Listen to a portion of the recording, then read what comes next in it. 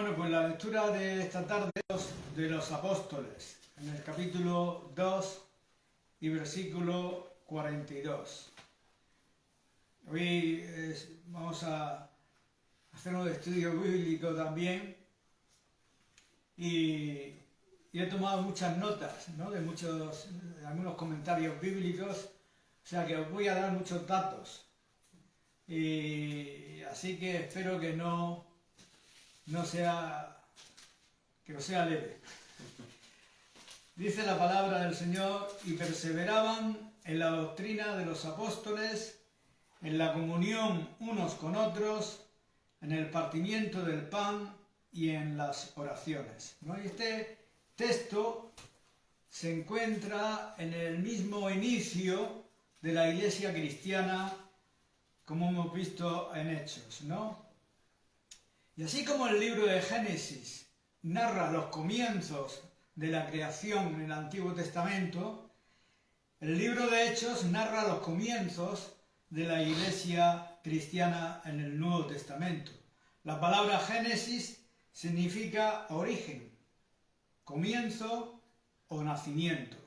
Y eso es lo que vemos aquí en el nacimiento de la iglesia por medio del derramamiento del Espíritu Santo en Pentecostés, y luego vimos como la proclamación del Evangelio por medio del apóstol Pedro, que se convirtieron 3.000 personas que fueron bautizadas y añadidas, y vemos también la vida comunitaria de la primera iglesia en este versículo. Y lo primero que se nos dice de estos primeros creyentes es que perseveraban en la doctrina de los apóstoles. Ya he compartido también este texto hace tiempo, de otra manera, pero decir que la perseverancia, cuando compartí con vosotros acerca de ser pacientes y orar, es una palabra muy importante en el griego y tiene mucho significado. En la etimología es upomone, ¿os acordáis, no? Upomone, que juntas significan permanecer debajo de una carga, es decir, resistir sin moverse, soportar sin rendirse. No es una pasividad resignada, sino una resistencia activa con propósito y esperanza. Tiene un significado espiritual profundo,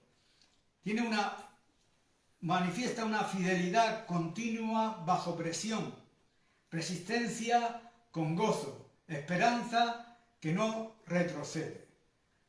Esta palabra es perseverar, significa permanecer y significa paciencia. En todos estos términos que os he dicho aparece la palabra upomone. Y no solo es aguantar o soportar, sino vivir firmemente parado en la voluntad de Dios sin dejar de creer, de adorar ni obedecer, a pesar de los obstáculos. Y sabéis que Jesús advirtió a sus discípulos que vendrían tiempos peligrosos. El Sermón del Monte es probablemente el lugar más claro y completo donde Jesús habla sobre tiempos difíciles y llamó a la perseverancia.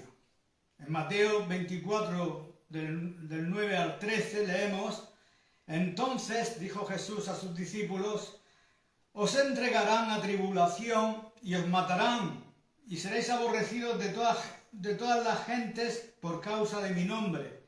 Y por haberse multiplicado la maldad, el amor de muchos se enfriará, mas el que persevere hasta el fin, éste será salvo. Lucas lo narra desde otra perspectiva o de la siguiente manera en su Evangelio. En Lucas 21, del 16 al 19, dice: mas seréis entregados aún por vuestros padres y hermanos y parientes y amigos, y matarán a alguno de vosotros, y seréis aborrecidos de todos por causa de mi nombre, pero ni un cabello de vuestra cabeza perecerá. Con vuestra paciencia ganaréis vuestras almas. Jesús ya glorificado habla a las iglesias y repite el llamado a perseverar en Apocalipsis 2:10, donde dice: sé fiel hasta la muerte y yo te daré la corona de la vida. Y en Apocalipsis 3:10 dice: por cuanto has guardado la palabra de mi paciencia, yo también te guardaré de la hora de la prueba. Así que Jesús anticipó tiempos de tribulación, aflicciones por causa del Evangelio y enfriamiento del amor, pero también prometió su presencia y su victoria a los que perseveran hasta el fin. Así que el libro de los Hechos, vemos en los primeros capítulos que ya testifica de las primeras persecuciones y de los primeros mártires. Y además de estas persecuciones, los creyentes debían permanecer en la verdad y luchar contra los falsos profetas, falsas doctrinas y herejías. Por un lado persecución, por otro lado esa lucha que tenían contra la falsedad, ¿no? Las epístolas de Juan están llenas de exhortaciones a permanecer en Cristo, en la verdad y en el amor. Son los temas principales de Juan. El apóstol Juan, con un corazón pastoral, insiste en que la verdadera fe no es solo una experiencia emocional o intelectual, sino una vida de permanencia en estas verdades, activa y continua. Primera de Juan 2:24, el apóstol exhorta a no dejarse desviar por nuevas doctrinas o revelaciones que nieguen a Cristo.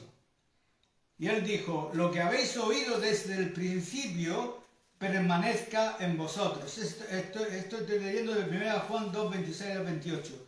Si lo que habéis oído desde el principio permanece en vosotros, también vosotros permaneceréis en el Hijo y en el Padre.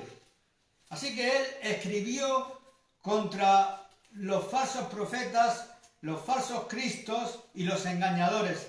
En 1 de Juan, ahora es cuando tengo que leer esto de 2:26 al 28, que dice: os he escrito esto sobre los que os engañan. Pero la unción que vosotros recibisteis de él permanece en vosotros, y no tenéis necesidad de que nadie os enseñe, así como la unción misma os enseña todas las cosas y es verdadera y no es mentira, según ella os ha enseñado, permanecer en él. Y ahora, hijitos, permanecer en él, para que cuando se manifieste tengamos confianza, para que en su venida no nos alejemos de él avergonzados. Y esta unción se refiere al Espíritu Santo. El Espíritu Santo dado a todo creyente, nacido de nuevo, que incluso la palabra que aquí utiliza Juan es un diminutivo que en el griego es teknia y se refiere a los recién nacidos. Y añade una carga de afecto, ¿no? Como mis pequeños, mis hijitos, les llamaba Juan. Juan 16:13 dice: pero cuando venga el Espíritu de verdad, él ya había hablado sobre este tema en su evangelio, él os guiará a toda la verdad, porque no hablará por su propia cuenta, sino que hablará todo lo que oyere y os hará saber las cosas que habrán de venir. Él me glorificará porque tomará de lo mío y os lo hará saber. Así que, ¿qué significa esto? ¿Que no necesitamos maestros? No está diciendo eso Juan. No está negando el valor del ministerio de enseñanza que él mismo está ejerciendo en esta misma carta, sino que está afirmando que el Espíritu en el creyente le capacita para reconocer el error y no depender ciegamente de líderes humanos. Es una advertencia contra dejarse arrastrar por falsos maestros. Y sabemos que en el tiempo que Juan escribió su epístola todavía el canon no se había formado. Las personas también necesitaban una mayor dependencia en que Dios les mostrara el error. Y eso lo hacía por medio del Espíritu Santo en ellos. Que el Espíritu Santo les daba testimonio, como dice Romanos, que da testimonio a nuestro espíritu. Entonces es una exhortación a vivir en el Espíritu y necesitamos ser enseñados por él, como dice Juan en su Evangelio. Juan 14:26, más el Consolador, el Espíritu Santo, a quien el Padre enviará en mi nombre, Él os enseñará todas las cosas y os recordará todo lo que yo os he dicho, ¿no? Me viene a la mente ahora un predicador que dependía mucho del Espíritu Santo y hablaba sobre esto, que cómo Dios le traía a su mente lo que iba a decir, de aquellas cosas que él había meditado anteriormente, y fluía y no paraba y hablaba durante horas, ¿no? Y por supuesto que nosotros necesitamos maestros, ¿no? Que nos enseñen, pero también necesitamos el Espíritu Santo para que nos confirme que las enseñanzas que nos traen vienen de Dios. Porque ya surgieron en aquella época temprana falsos maestros, falsos ungidos, con falsas doctrinas, que Juan luchó contra ellos, ¿no?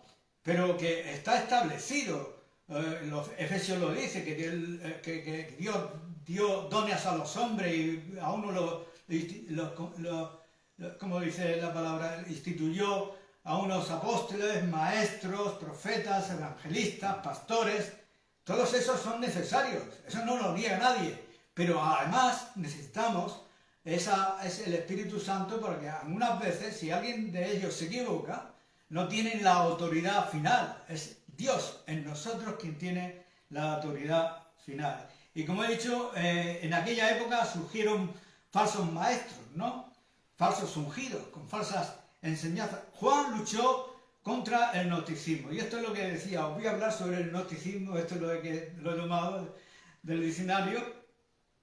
Y para que sepamos qué es el gnosticismo, ¿no? En aquellos tiempos, y cómo Juan, aparte del Espíritu, cómo dio los textos claves que combatían también esa herejía, ¿no?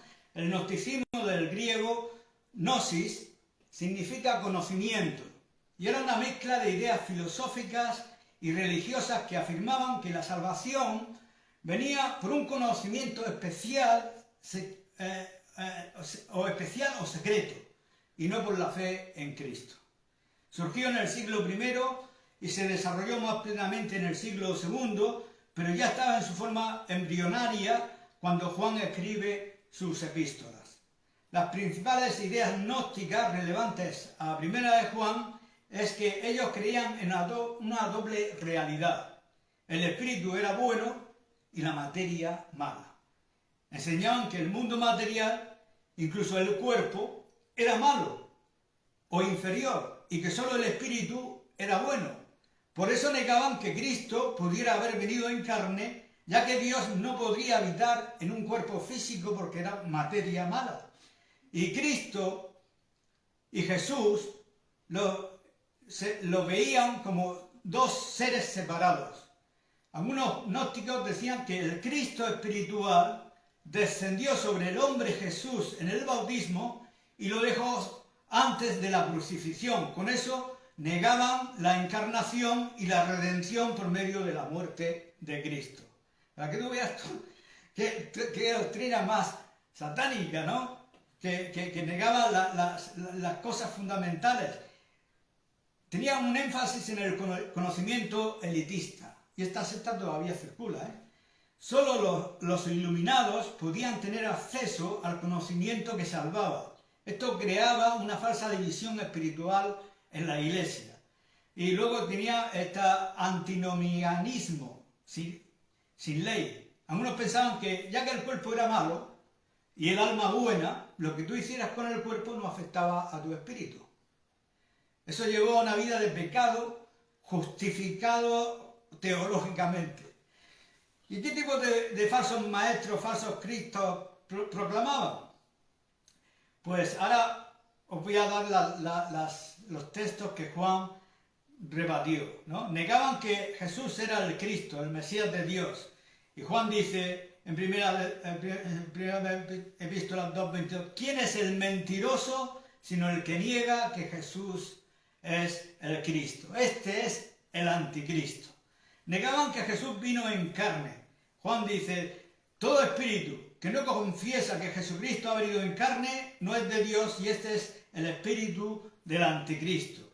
Esto apunta directamente también al docetismo, una forma de gnosticismo que enseñaba que Jesús solo parecía tener un cuerpo humano. Era una aparición.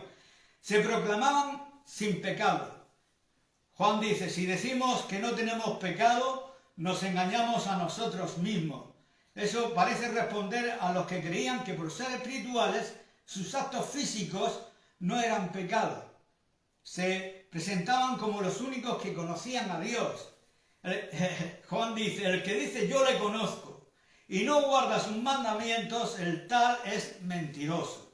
En resumen, Juan combate a estos falsos maestros enseñando que Cristo vino en carne. La verdadera comunión con Dios implica andar en luz y obedecer sus mandamientos. La evidencia de conocer a Dios es el amor y la santidad, no un conocimiento esotérico. La unción del Espíritu Santo enseña a los creyentes la verdad y no necesitan iluminados externos. El testimonio del Espíritu en nuestras vidas es esencial para discernir las cosas espirituales. El apóstol Pablo nos dice en su carta a los Romanos, en el capítulo 8, versículo 16, donde habla ese capítulo de la vida en el Espíritu. Y dice que el Espíritu mismo da testimonio a nuestro espíritu de que somos hijos de Dios. Y hay verdades que tenemos que conocer por nosotros mismos, no solo por medio de la enseñanza ministerial, sino también por la confirmación del Espíritu Santo, el testimonio del Espíritu Santo a nuestros espíritus, como hemos leído. Y es que vivimos en un pacto que nos garantiza que todos los nacidos del Espíritu tienen acceso directo al conocimiento de Dios. No tan solo un conocimiento teórico, sino relacional, íntimo y transformador. En Hebreos 8, 10 y 12, esta es una cita directa del profeta Jeremías acerca del nuevo pacto, porque dice, este es el pacto que haré con la casa de Israel. Después de aquellos días, dice el Señor, pondré mis leyes en la mente de ellos y sobre su corazón las escribiré y seré a ellos por Dios y ellos me serán a mí por pueblo. Y ninguno enseñará a su prójimo y ninguno a su hermano diciendo, conoce al Señor, porque todos me conocerán, desde el menor hasta el mayor de ellos. Y este pasaje conecta perfectamente con lo que Juan dice acerca de la unción, que nos enseña todas las cosas. Como dice 2:20, primera de Juan, pero vosotros tenéis la unción del Santo y conocéis todas las cosas. ¿Y qué significa esto? Pues que existe un conocimiento directo y personal de Dios. Ya no depende de un sistema sacerdotal o clerical, ni hay mediadores, ni hay puentes, ¿no? Cada creyente puede tener una relación íntima y viva con Dios directamente por medio del Espíritu. Así que la Iglesia es una comunidad transformada desde adentro. La ley está escrita en el corazón. Es una transformación interna. Ya no son reglas externas, sino un deseo espiritual de agradar a Dios. Y hay una igualdad espiritual. Desde el menor, dice lo que hemos leído, hasta el mayor. Ya no hay élites espirituales. Ya no hay clérigos y laicos como en la iglesia de Roma. Aquí todos somos sacerdotes. Todos tenemos acceso por medio de Cristo a Dios. Todos tenemos una función en el cuerpo de Cristo. Así, también para ilustrar un poco acerca de esto de lo que he dicho del puente, la palabra pontífice viene del latín pontifex, que literalmente significa hacedor de puentes. Pons, puente, facere, hacer. Jesús es nuestro sumo sacerdote y es nuestro pontífice celestial. Eso significa que por medio de él tenemos acceso directo al Padre, no necesitamos intermediarios humanos, nuestro acceso está garantizado por medio de su sangre, no por nuestra justicia. En 1 Timoteo 1:5 dice, porque hay un solo Dios y un solo mediador entre Dios y los hombres, Jesucristo hombre. Luego vemos aquí en este versículo que hemos leído en Hechos 2:42 que perseveraban en la doctrina de los apóstoles. Y aparte de resistir, aguantar y permanecer en la verdad y en el amor, los creyentes perseveraban en la doctrina apostólica. Y vaya un privilegio, ¿no? Tú, si lo piensas, que tuvieron los primeros creyentes de ser enseñados por los apóstoles. En ellos sí que se podía confiar. De hecho, toda doctrina en la actualidad debe ser supeditada a las enseñanzas apostólicas, porque ellas es la que tienen la máxima autoridad en la materia de lo que se hable. Los apóstoles fueron quienes pudieron poner los fundamentos del cristianismo y su enseñanza a través de las Escrituras es única. La función de los apóstoles en la iglesia primitiva es crucial para entender el establecimiento del cristianismo y su expansión a lo largo del mundo romano. Los apóstoles no solo fueron los primeros testigos directos de la resurrección de Jesús, sino también los encargados de transmitir y preservar la enseñanza original de Cristo. Y vamos a desglosarlo en puntos clave para ver cómo desempeñaron su rol. En primer lugar, fueron testigos de la resurrección de Jesús. Los apóstoles fueron testigos oculares de la vida, muerte y resurrección de Jesús. Esta experiencia directa le otorgó una autoridad única.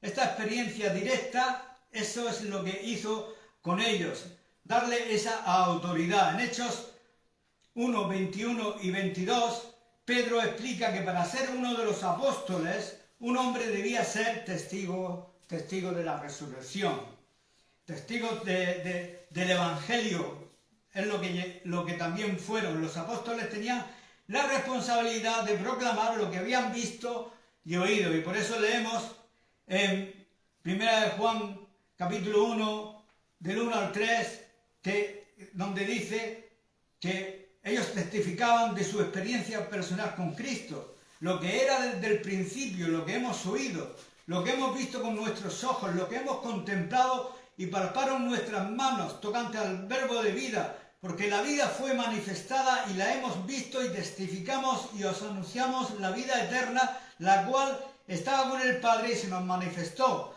Lo que hemos visto y oído, eso os anunciamos, para que también vosotros tengáis comunión con nosotros, y nuestra comunión verdaderamente es con el Padre y con su Hijo Jesucristo.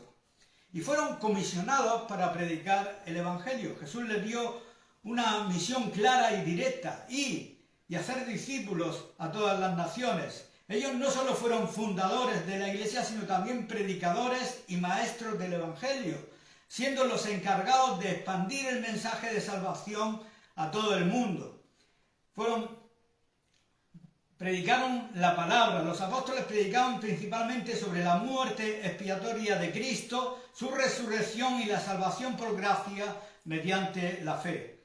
Ellos enseñaban la doctrina cristiana, establecieron las primeras doctrinas esenciales del cristianismo, la Trinidad, la divinidad de Cristo, la justificación por la fe, la importancia de la Iglesia y la esperanza en la vida eterna.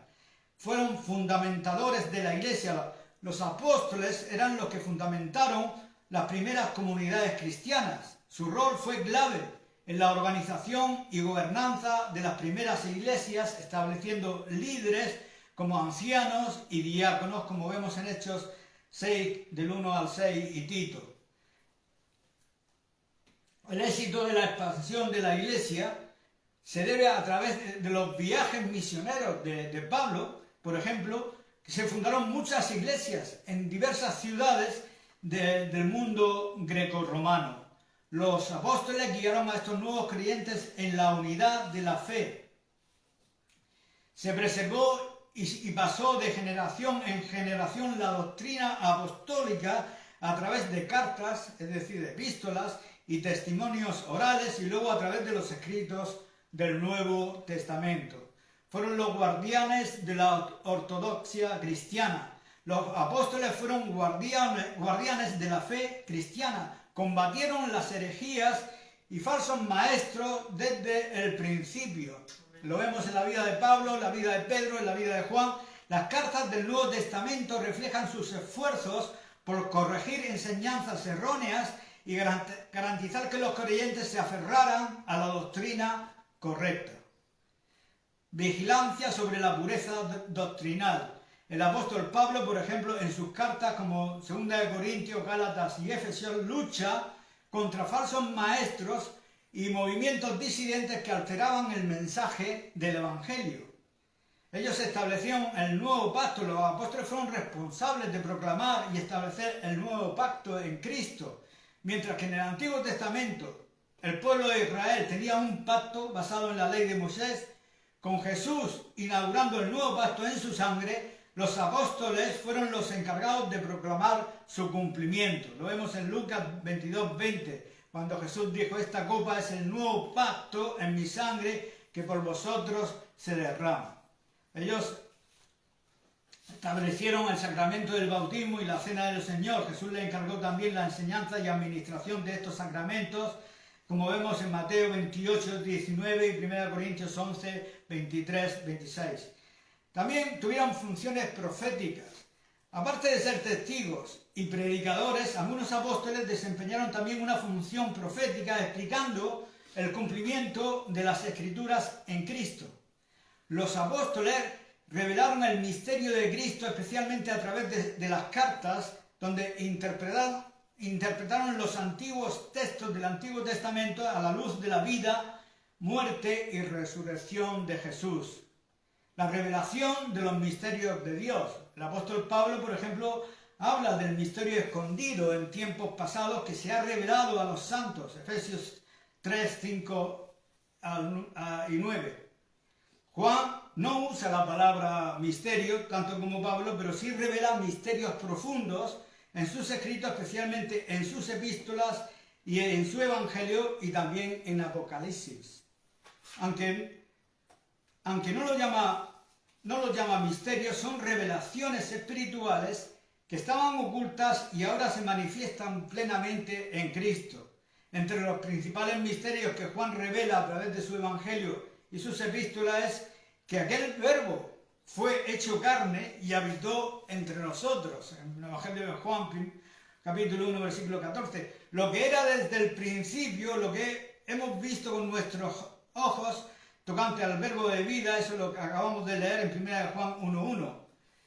Para Juan era asombroso que Dios, el Dios eterno, el verbo, se hiciera hombre. Revela que Jesús no es solo un profeta o un enviado, sino Dios encarnado. Y eso, contra los gnósticos, Juan afirmó: Cristo vino realmente en carne, ¿no? El misterio de la unión del creyente con Dios. También él dice que el que guarda sus mandamientos permanece en Dios y Dios en él, como oró Jesús en Juan 17, como tú, oh Padre, en mí y yo en ti, que también ellos sean uno en nosotros. Y Juan revela que el creyente no solo es perdonado, sino hecho uno con Dios. Y esta unión íntima es obra del Espíritu Santo y es un misterio que Juan desarrolla más que cualquier otro apóstol. El ministerio o el misterio de la unción y el testimonio interior, como ya hemos hablado. Pero la unción que vosotros recibisteis permanece en vosotros.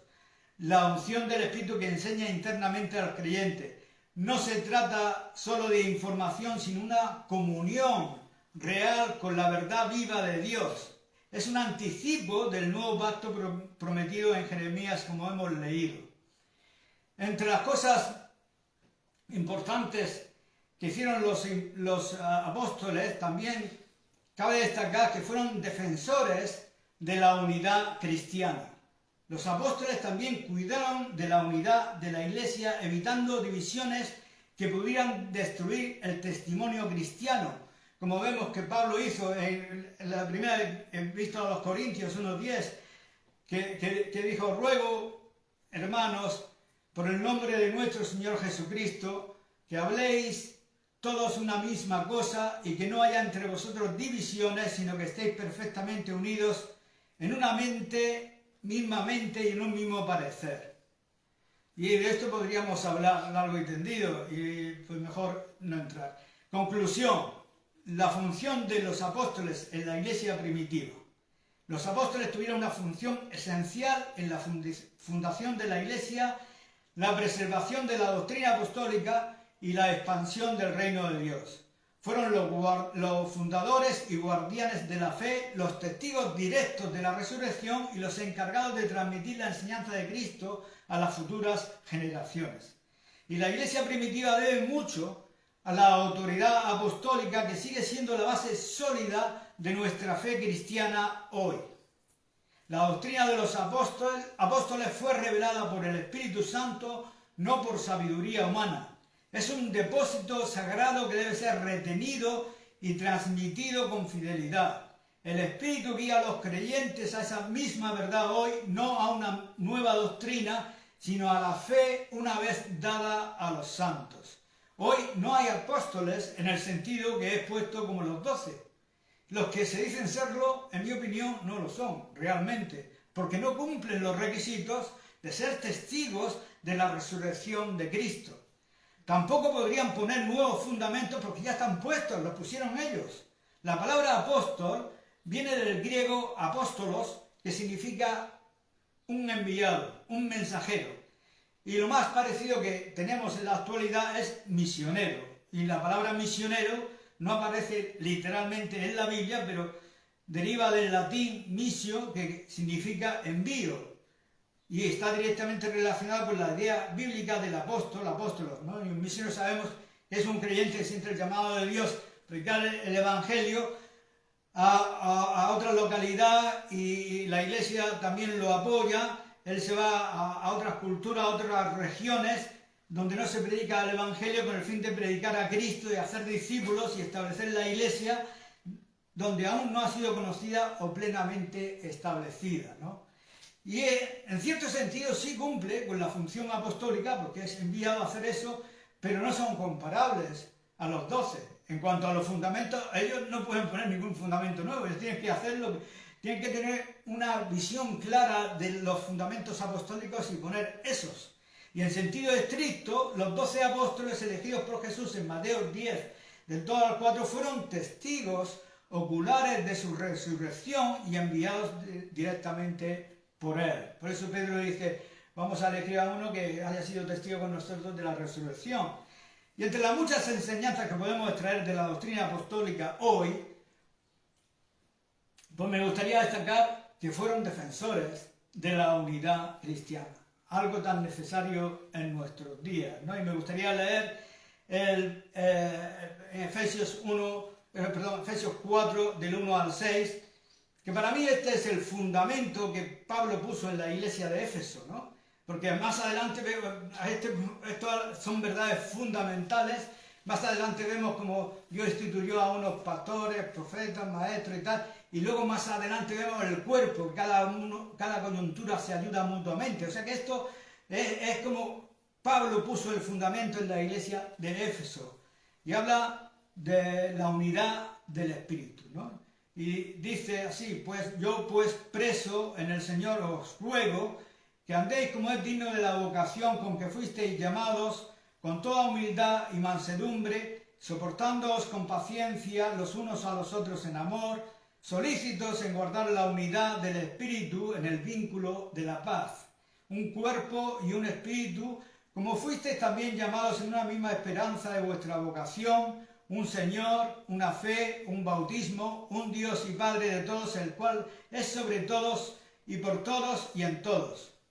Y entonces yo quería resaltar con esto, ¿no?, la división teológica que hay en la actualidad y que ha surgido a lo largo de los siglos en el cristianismo.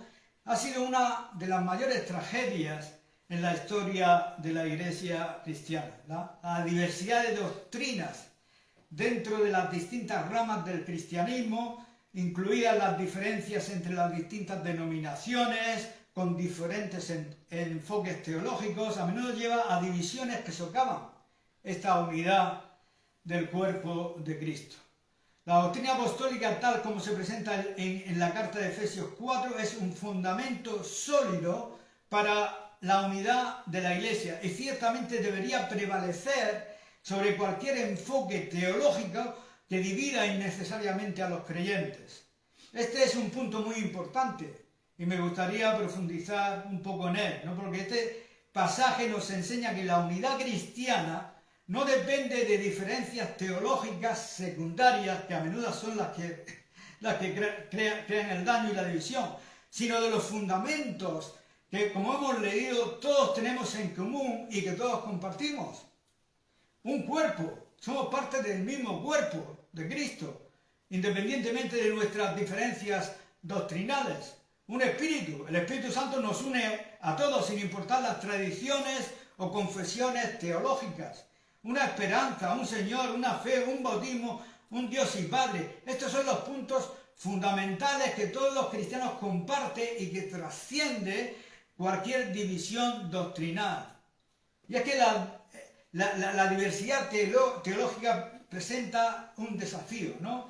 Y hay enfoques teológicos que han llevado a separaciones dentro del cuerpo de Cristo que en muchos casos ha sido más dañina que productiva. La teología sistemática, aunque útil en muchos aspectos para ordenar y entender las Escrituras, no debe sustituir la unidad que Cristo pidió para su iglesia en Juan 17, 21 al 23. La unidad no debe depender de adherirse a una escuela teológica específica, sino de un compromiso común con el Evangelio y con los principios fundamentales del cristianismo. Algunos puntos clave sobre cómo la doctrina apostólica debería ser el fundamento para la unidad es que la verdad central del Evangelio es que todos los cristianos, sin importar su denominación o tradición teológica, deben afirmar los principios centrales del Evangelio que hemos leído: la salvación en Cristo mediante la gracia y la fe, la resurrección de Jesús y el llamado a vivir en santidad, cosas fundamentales que no requieren ninguna interpretación. A menudo las interpretaciones son las que causan las divisiones. El llamado a la paz y a la reconciliación. Efesios 4 habla de la unidad del Espíritu en el vínculo de la paz. Y a pesar de las diferencias doctrinales, los cristianos debemos ser humildes y amables y estar dispuestos a soportarse uno a otro mutuamente, en amor, buscando la unidad por encima de las diferencias. Lo que debería prevalecer es la unidad en Cristo. Y la misión común, a pesar de las diferencias teológicas, es que todos los cristianos comparten la misión de proclamar el Evangelio y hacer discípulos. En esto yo me he visto involucrado. De hecho, yo me convertí en la carpa, que eran hermanos de distintas naciones y distintos fondos denominacionales que se unieron para llevar el Evangelio. Esta es una misión común que debería ser la base también de la unidad. La verdad común, lo que los apóstoles enseñaron en el Nuevo Testamento como la verdad sobre Jesucristo, el camino de salvación, la importancia de la Iglesia y el cuidado al prójimo, debe ser nuestro fundamento común. Las diferencias en los detalles no deben eclipsar la verdad central. La humildad y el amor fraternal es la forma que Pablo exhorta a los creyentes a vivir en humildad y mansedumbre. Efesios 4:2, que es algo esencial para la unidad. Cuando no estamos de acuerdo con otros hermanos en la fe, la forma que discutimos o tratamos a quienes piensan diferente de nosotros debe estar marcada por el respeto mutuo y el amor cristiano. Y tener la unidad en lo fundamental. Si los creyentes están de acuerdo en lo fundamental, las divisiones sobre temas secundarios no deberían ser un obstáculo para vivir en comunión y en unidad. La Iglesia de Cristo se construye sobre estos fundamentos esenciales y si estamos centrados en estas verdades, las diferencias teológicas o denominacionales no deberían llevarnos a una separación radical, sino un respeto mutuo basado en lo que nos une en Cristo. En lugar de centrarnos en las diferencias, la Iglesia debe recordar que todos somos partes del mismo cuerpo, que tenemos el mismo Señor y compartimos la misma fe y tenemos la misma esperanza. Cuando esto se convierte en el centro de nuestra vida comunitaria, la unidad se preserva y se fortalece. Y la aplicación práctica es, así que si estamos de acuerdo en lo fundamental, entonces no deberían surgir conflictos o divisiones graves entre los creyentes. Sin embargo, es importante reconocer que aunque las diferencias teológicas puedan existir en áreas secundarias, el amor fraternal y el respeto mutuo siempre deben prevalecer. Y esto también nos desafía a buscar la unidad de una manera activa, tal como Pablo exhortó en Efesios 4 a mantener la unidad del Espíritu. Este esfuerzo por la unidad no significa ignorar las diferencias, sino centrarse en lo que realmente importa, lo que Cristo ha hecho por nosotros. Y aquí entramos ya quizás en la parte más polémica, es acerca de demostrar que los reformadores, por ejemplo, que vemos que hicieron una gran labor. La Iglesia estaba sumergida en las tinieblas, en el caos. La Biblia no era accesible para el ciudadano común, para el laico. Había una oscuridad, era el tiempo del oscurantismo. Y bueno, lo que hicieron los reformadores fue algo excelente, ¿no? Como figuras como Calvino y Lutero y otros reformadores fueron grandes pensadores, líderes espirituales que supieron hacer que las escrituras pudieran ser interpretadas y traducidas al idioma común, como por ejemplo hizo Lutero en Alemania, Wycliffe en Inglaterra, y que le costó la vida a algunos de estos reformadores el hecho de traducir la Biblia al lenguaje común para que pudiera ser leída, ¿no? Las cartas apostólicas en el Nuevo Testamento son en gran medida respuestas a situaciones y problemas específicos de la primera iglesia, pero no fueron un conjunto rígido de doctrinas sistemáticas. Que aquí es donde yo veo que más adelante el desarrollo de las doctrinas y de poner puntos aquí y puntos sobre la I, elaborar confesiones de fe exhaustivas. Cada iglesia, pues está la fe calvinista, está la fe luterana, está la confesión de fe calvinista, la luterana, la bautista, el hombre tal, la reformada. Todo esto, si tú te pones a mirar estas confesiones, hay mucha letra pequeña y hay muchas cosas. Por ejemplo, pues la cena del Señor. Pues la Iglesia Católica, la no sé ni decirlo. Transustanciación. Pues luego pues está la Iglesia Calvinista, pues tiene la Iglesia Luterana, perdón, consubstanciación, que tienen un significado que no voy a entrar ahora en todo eso, pero para que veas que hay diferencias.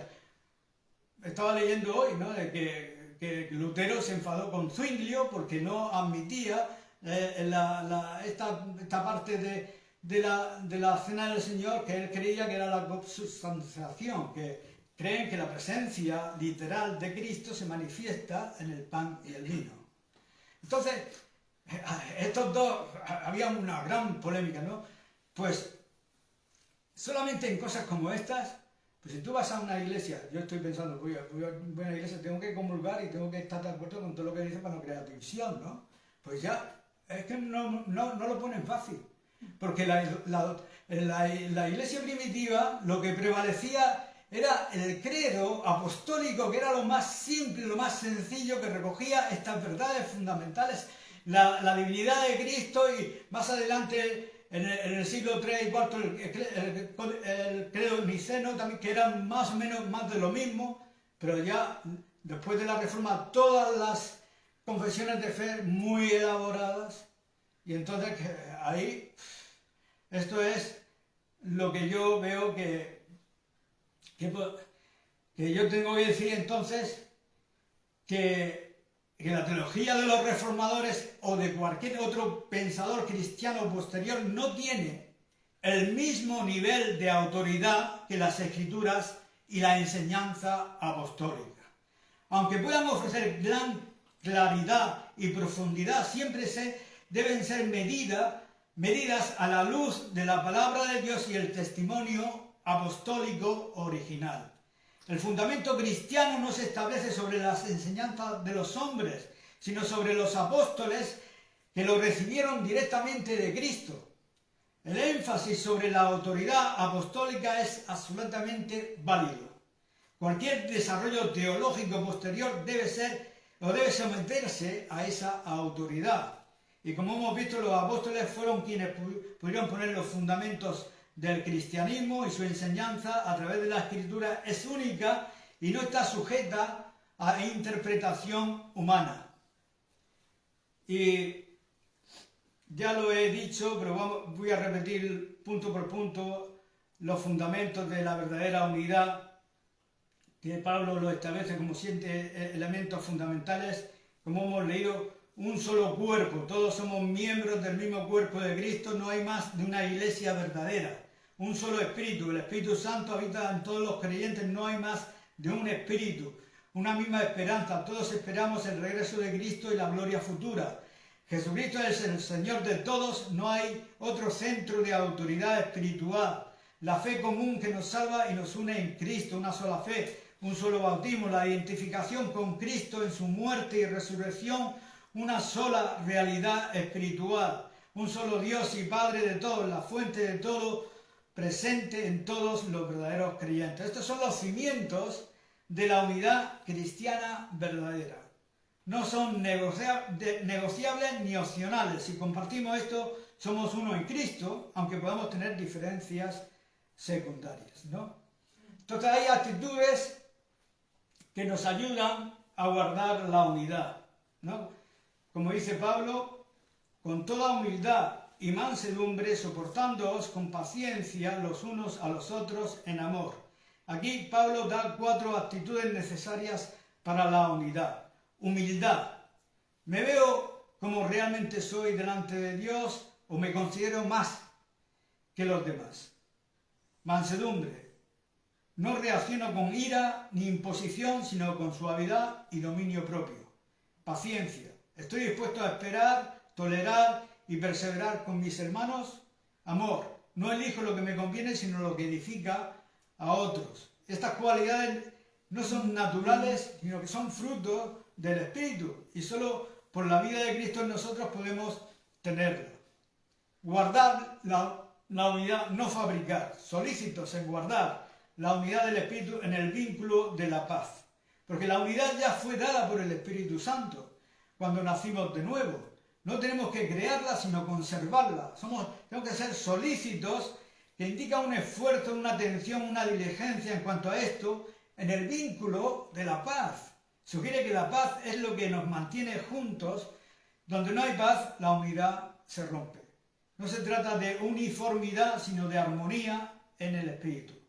Y por último, ser uno como el Padre y el Hijo, que es un paralelo de Juan 17, cuando Jesús oró para que sean uno, como tú, oh Padre, en mí y yo en ti, que también ellos sean uno en nosotros.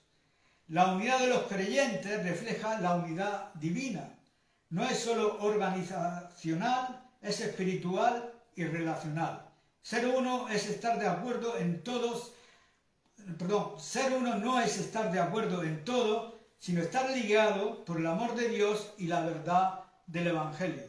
Conclusión: guardar lo que el Espíritu ya ha hecho. La unidad es un ideal, no es un ideal humano, es una realidad espiritual, pero se puede perder si no la cuidamos. Entonces, estamos viviendo de acuerdo a estos patrones con humildad, mansedumbre, paciencia, buscando la paz y no imponiendo nuestra voluntad. Y esto es lo que vemos en Hechos de los Apóstoles.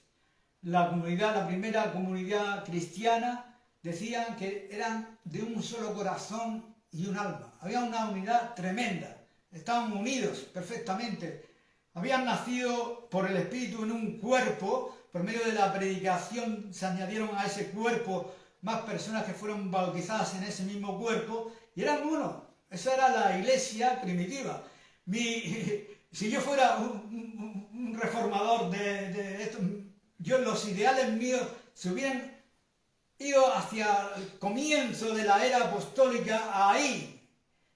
Está muy bien, perfectamente bien lo que hicieron y es digno de elogio.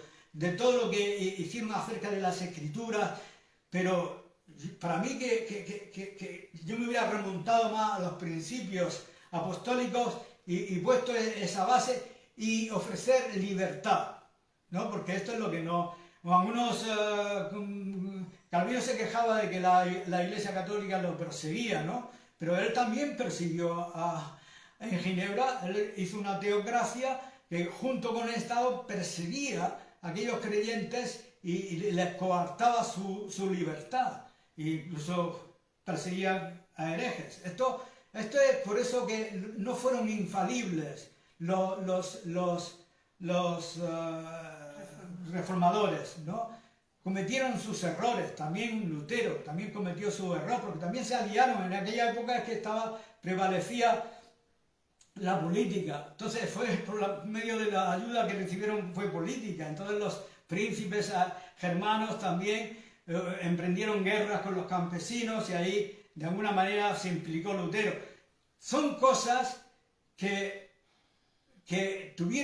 hicieron mucho bien por la Iglesia en aquellas épocas oscuras en relación con la Biblia, en relación con las 5 solas, la sola escritura. Todo esto está fenomenal, perfecto, pero yo me hubiera remontado a los principios y dar más libertad, ¿no? Porque si confesionamos unas confesiones de fe exhaustivas y ponemos interpretaciones, porque ¿qué es lo que causa división? Yo estoy pensando... principalmente el calvinismo y el arminianismo. Son dos interpretaciones acerca de la manera como se salva una persona. Y eso divide a toda la cristiandad. Toda la cristiandad está dividida por eso. Porque no hay de alguna manera una manera de solucionar ese conflicto. Porque ya se han confesionado estas confesiones de fe, que unos proclaman una cosa y otros proclaman la otra. Pablo dijo en su día, uno dice que es de Pablo, otro dice que es de Apolos, otro dice que... Y esto es lo que está ocurriendo en la actualidad y siempre ha ocurrido, después de la Iglesia Apostólica. Yo soy calvinista, yo soy arminiano, yo soy bautista y yo soy anglicano, y así, ¿no? Entonces... Lo que yo estoy compartiendo ahora es una utopía, quizás lo sea, ¿no? Pero eso es lo que yo creo acerca de la confesión de fe que yo establecería, sería el credo apostólico y tener libertad para así no tener que estar peleándome con mis hermanos, sino estar unidos en lo fundamental, que es lo que el apóstol Pablo nos dice que hagamos. Amén.